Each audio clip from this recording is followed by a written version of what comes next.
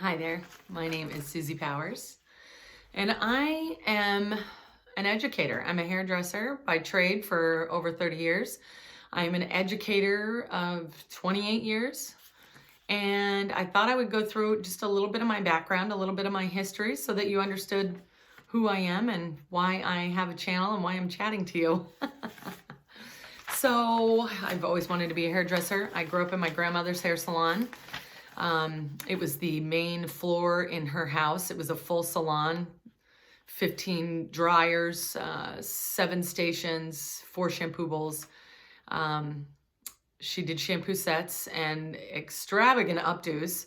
It was my first French twist Gibson visual, was watching my grandmother and my aunt do these incredible hairstyles in the salon as a very young little person. We went into the salon every day, very close family.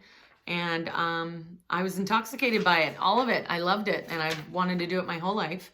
My thought was to go and, work with them and own the salon one day. That was on the East Coast. My family moved to the West Coast when I was, in elementary school. And so kept my dream alive and worked through school. And I paid attention to things in high school that would help me be a better business person for my hairdressing. I thought I was going to move to Florida, and so that was where my aunt had her salon. And so I had taken Spanish classes because there is, a huge community there. I wanted to be able to embrace that. I had taken business class and typing class so that I could run my business and be, a successful business person as well as hairdresser. I had, gone to all the beauty schools in the area and interviewed and, where do I want to go learn and get my license. Started beauty school and loved it. Knew it's what I wanted to really do well with. I studied really hard. I graduated in 10 months. And at that point, I went to an advanced training program, and I went through cutting and color program. I was not secure enough after beauty school to just go into a salon. I really wanted more training, and it was an intense course. And I was really, really into it. I was working really hard. Design taught me styling, taught me some basic updos, and taught me 5 basic hair cutting techniques and how to use a razor and how to use a clipper. And then I went through the color program, and that was a little more vigorous. Corrective color, relaxers, permanent waves, bleach and tones were among some of the really intense focuses in the training. I felt really, really confident in both my cutting and my coloring skills when I left the advanced training program and decided to stay in Seattle, where I am now, and work for a company and start behind the chair specializing in color. So I started specializing as a colorist, and it was really chemicals. I did relaxers, thio and sodium relaxers. I did permanent waves. Back then, we were doing a lot of permanent waves, and we also still were pulling a lot of people through a cap. We called that service a mesh, and we were also beginning to introduce people to foiling. Isn't that funny? Introduce people to foiling. So I was in the salon for about a year and noticed that my hands started reacting to chemicals. I started getting a rash, and then from a rash, I started getting cuts. And then basically, I had my knuckles cutting and bleeding, and then connecting here and bleeding. And then all of my hands were swollen, and the rash went up my arm and all the way up my arm. After a while, it was like my immune system just couldn't fight it. And I had a real situation on my hands. One of my clients was a radiation nurse and brought in radiation gloves. So I actually wore gloves down to my elbows for the second year that I was in the salon. But I really started looking at, oh my gosh, if this is what's happening and this is what, I'm allergic to, and I've always wanted to do this, what am I going to do? How am I going to do? So I looked at having people shampoo for me. But 2 years into the salon and the company that I'd worked for, it was a commission salon. I was at 28% commission. I could not afford to pay somebody to shampoo for me. I couldn't afford it, an assistant or an apprentice of any kind. I was too young and poor. So I had somebody come to me and talk to me about being an educator. And I decided to go get my instructor's license at the beauty school. I went through the instructor licensing program. And that was a really, really important time for me. As a artist, I am somebody that likes to talk with my hands. I'm very enthusiastic, very passionate, very outgoing, and I like to talk. Obviously, I really like to chat, but to be able to educate, be able to describe and explain and come across theory and bring a point to different learning styles and be able to address your teaching style to accommodate that was really what I got out of the instructor program. It taught me to be more methodical with my words and to make a clear, precise point and get across to the learner in the way that the learner could really understand it and move forward. So it was such a pivotal time for me as a communicator. And I love teaching, and I am so grateful that my hands went bad. I don't know if I would have gone that route for the instructor training, to be honest, if my hands didn't go bad. So it was definitely one of those moments in my life that everything happens for a reason. And the path that I went down was absolutely where I was supposed to go.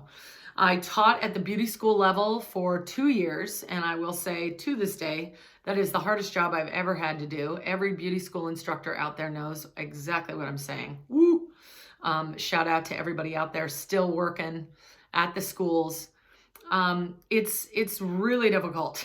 You're working with different age groups, different learning styles, and you have sharp objects that you're teaching people how to use and chemicals. So you are constantly hoping that no one is removing any parts of bodies when cutting, and you're really hoping that the chemicals stay on the hair. From the academy where I was the instructor at beauty school, I then moved to an advanced training salon where I had gotten my advanced training. I had been asked to come teach at that program. And as a colorist, I went in as an instructor. This was an exciting time. I was also asked to recruit for the company. So I went to all different beauty schools around the Northwest and talked about the company that I worked for and why it was a viable opportunity for career. It was a specialized program, which was fairly new back in the late 80s and early 90s. So talking to different beauty schools about why to specialize, similar to ear, nose, and throat doctor versus just your regular MD, right? We all tend to go for something a little more specialized when we want to really get to the bottom of things. An eye doctor, right? So specializing was a really exciting avenue for me to recruit and to recruit for the company. As I continued instructing for the advanced training in color, I eventually began my going to hair exhibits and shows around the United States, going to IBS in Vegas, IBS in New York, doing the Midwest show in Chicago, starting to go to Haircolor USA and Haircolor Exchange every year. Those were two programs that were really, the idea there was to have people that were just into color.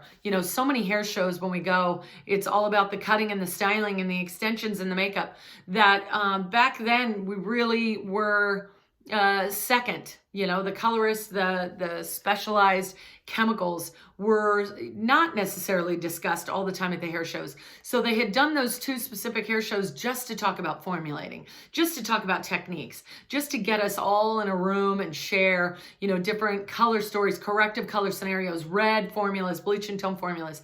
So I gotta say, I really did love those years of Haircolor Exchange and Haircolor USA shows. Those were so special. Working for the company that I worked for, it was a larger company. We had 10 salons, and we had started, when I started working at the advanced training salon, there were about 60, 65 colorists. As I started to evolve into the director of that color program, it eventually got to 350 colorists for those 10 salons.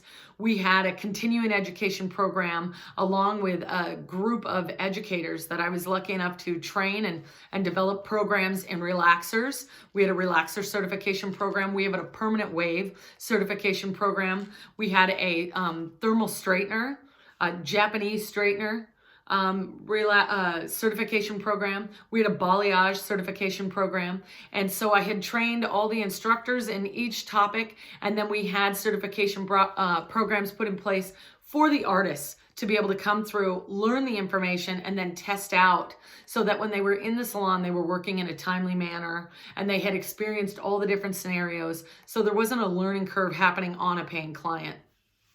which was a beautiful thing about the continuing education program. And I was so proud to be a part of the team of people that developed it and brought it to fruition. An exciting time. I then started really looking at wanting to nationally educate. And so I'd signed myself up for hair color exchange, teaching, and putting myself in to be on main stage. And it was an exciting time. I got to do a balayage model on stage and bring that before and after element. I learned so much about stage speaking. I will say my first time on there introducing my model and what we were about to do, I turned into Barry White. My voice dropped. Hi there, I want to thank everybody. It was hilarious. I was so nervous. So it was a great practice for me. And I really do think that kind of opened up a new door for me and my goals. It's my dream to be a national educator on main stage, really inspiring people and guiding different hair color techniques and different services, but also as a professional, guiding people in our industry. So that's definitely my bucket list for the future, and obviously why you're seeing me here today talking about my journey. As I continued on that route of the director of education, it was exciting. I got to train trainers, develop curriculums, and work with certification programs. And I've been lucky to work with hundreds of hairdressers in the Northwest.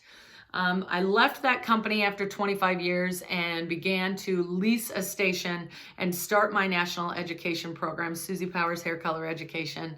And I've been with the International Salon and Spa Expo teaching 2 years now. It's been super exciting. I've signed up for other shows across the country to hopefully get into those and start my journey there. I am teaching in salons around the Northwest, going in, working with groups, anywhere from one-on-one classes to groups of 25. Obviously, pre-COVID, my classes were a little larger. And now during COVID and as we move forward, there'll be a lot more online training. But we are hairdressers. We got to get our hands in there. We've got to touch and work and move. So definitely my one-on-one classes are my most popular because we've got to get in and move. You know, what are the elevation? What are the partings? How do I paint these pieces? Where am I placing these rods? It's actually working together that I think for me has really brought so much more confidence. And for the people that I work with, they want hands-on training. They want to be able to work one-on-one. And so that's been exciting to be able to offer one-on-one classes, offer small classes. And now as I'm evolving into online training and learning about this wonderful world of crazy camera and lights, action, go. I'm excited to see where this takes us, you know, post-COVID and the education. What have I done? I'm, for one, very uncomfortable talking about, you know, myself for so long, so I feel like a Goomba, but I want you to, you know, understand. I'm looking at some of the notes that I've made. So I worked with Jacques Desage with my balayage. I went to Paris and learned balayage that started in 1998. Hubert Cartier, he works in New York in a salon, and he was my one-on-one educator and came and taught balayage to me every other month for a good couple of years, as well as worked with the team of educators that I was working with. I'd been back to Jacques Desage for training 3-4 times in Paris for balayage, and I will say that balayage, really learning that technique has taught me to be a better hairdresser.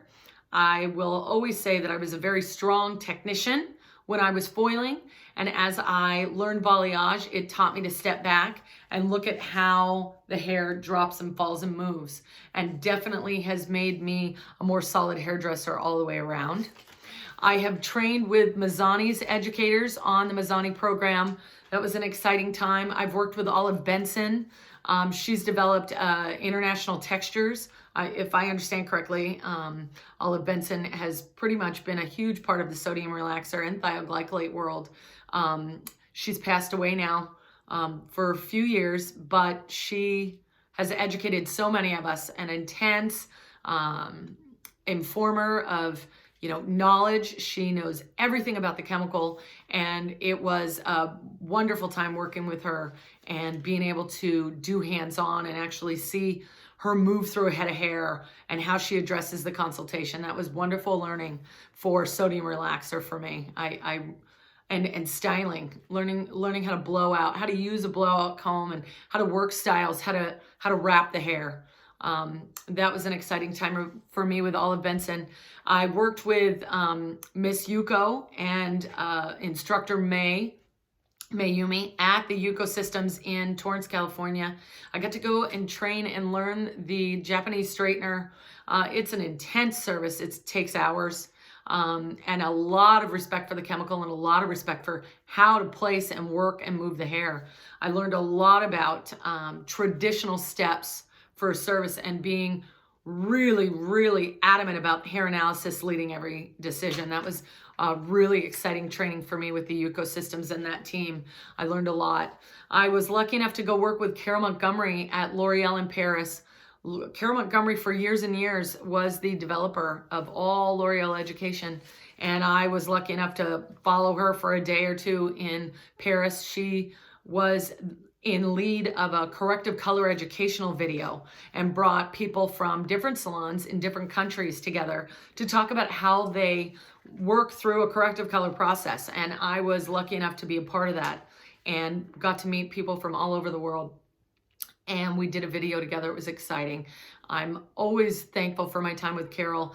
That was an interesting time from one educator to another. She looks at how the curriculum is processed from a learner standpoint. And that was really exciting for me to see somebody else developing curriculums in a different way than I had done. I lead my curriculums based on what theories or what information needs to get out there, where Carol had taught me to really look at it from a learner's perspective, which was really an exciting time for me. And I absolutely adore Carol. And, I wish I knew where she was now. And if she's out there, hi, Carol. What else? Let me check my little list here. So lucky to have traveled with the Schwarzkopf team to Spain. Schwarzkopf's an incredible company. They hold education yearly. I mean, of course, now we're in COVID times, but I don't know how they do it. They had done week-long education programs, and they do it twice a year in these elaborate, beautiful places. I was lucky enough to go to Barcelona. I know that year they are also holding the spring summer in Prague. And what they do is they hold a week of education, and they start with red carpet education and show you the looks, and they take you through the cuts of the season and the hair colors of the season. And each day opens up with new education, and you can buy on for the whole week, or you can buy on for certain classes or certain days that you want. And I thought that was brilliant. You work with the line, and they're going to bring you trends for the season. And it was an extreme amount of education. I was extremely overwhelmed and fully impressed. And what an opportunity there I was in Barcelona with, thousands of hairdressers just as inspired as I was. Very exciting. And from there, I also got the opportunity with L'Oreal to go see Gwen Stefani's fashion runway in New York. She had launched her clothing line, and we got to watch her clothing walk the runway, and she came out, and then there was an after party. It was her hairdresser's Danilo. It was his birthday, and we all got to sing happy birthday to Danilo, who I'm a huge fan of Danilo. We got to sing happy birthday with Gwen to him in the room, and that was one of the highlights of my life. I am a huge Gwen fan and a huge Danilo fan, so I was freaking out, absolutely losing my mind. I got a picture with her and about 30 other hairdressers, and one of my ultimate best days. Absolutely, so exciting. That was incredible. So many cool experiences. Another opportunity, I got to be in the room and listen to Mr. Vidal Sassoon speak a couple years before he passed away. I think for any hairdresser, no duh, right? It was an absolute jaw-dropping time. So humble. The man is so incredible, so creative. And he was sharing his journey with us and how our time with people, with humans in our chair is so precious, and that it's important for us to give back as much as we give of our attitude and our energy. Obviously, you know, he had started with giving back in so many beautiful ways, and he's an inspiration still to this day. That was another incredible time in my career to listen to him speak. And from there, when I went out on my own and started my Susie Powers Hair Color Education Program to begin my national education bucket list, I'm leasing behind the chair at Stone Atelier Salon with a group of educators and friends that I've worked with for up to 30 years. I've known some of them not quite 10 years, and then there are some that I work with for 30. And we are beginning a collection of education at Stone Atelier that I'm excited to be a part of. And that just works beautifully with my education program that I've been building for the last 5 years. I hope to be a national educator on many stages, bringing information and inspiration to the future. And I really hope to stay humble and continue to grow and learn different techniques. You know, I've been in the industry 30 years or more, 30 years about, yeah, maybe 31. And I just don't ever want to be that artist that I've done that and I'm going to just quit and stay, or I'm kind of on the retirement run. I always want to push. I always want to try new techniques. And I think that's why I'm trying the online. It's crazy for me, but I'm doing it and I'm working through it, and I've learned so much on the online experience. So I'm excited to see what's going to happen in the future. I'm kind of rambling here this last minute, but that's kind of the story of my world, of things I've learned and what I've added to my repertoire of being a hairdresser in all these years. So that is me, Susie Powers, Hair Color Education. Thank you for joining.